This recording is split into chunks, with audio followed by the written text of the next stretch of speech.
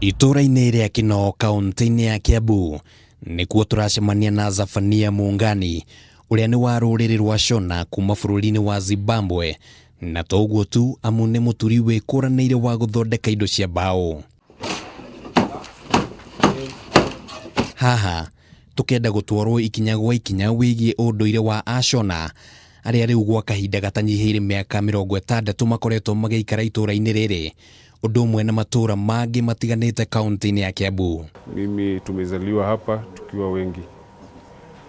Wazazi walikuja miaka ya 60 kule nyuma wakiwa walikuja kwa neno la Mungu wakija kuhubiri.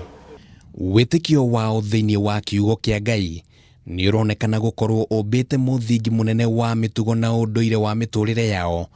Kwa mũhiano, nĩkĩ gĩtũmi arũme a rũrĩrĩ rũrũ maikaraga menjetwo, na kana gĩtũmi kĩa mwĩhumbĩre wa atumia ũrĩa wĩkũranĩire na njĩra ya mwanya.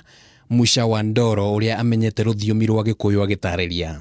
Mũtumwe watũmirwo nĩ ũwĩigire andũ menjage kĩrĩa njuĩrĩ.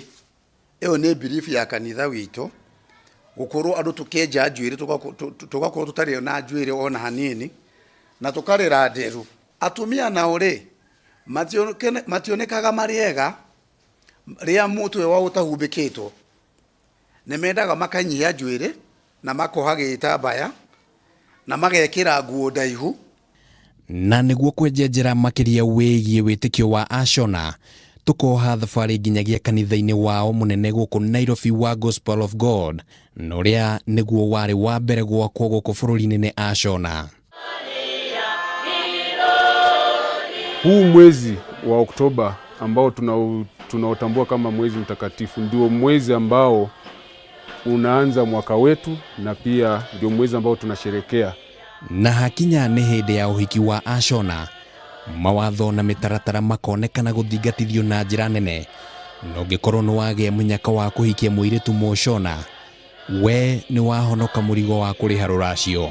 Takuwa na miaka kama kijana labda afike 30 ama 28 na 30 years, lakini msichana ni 25. Hatutozi mahari.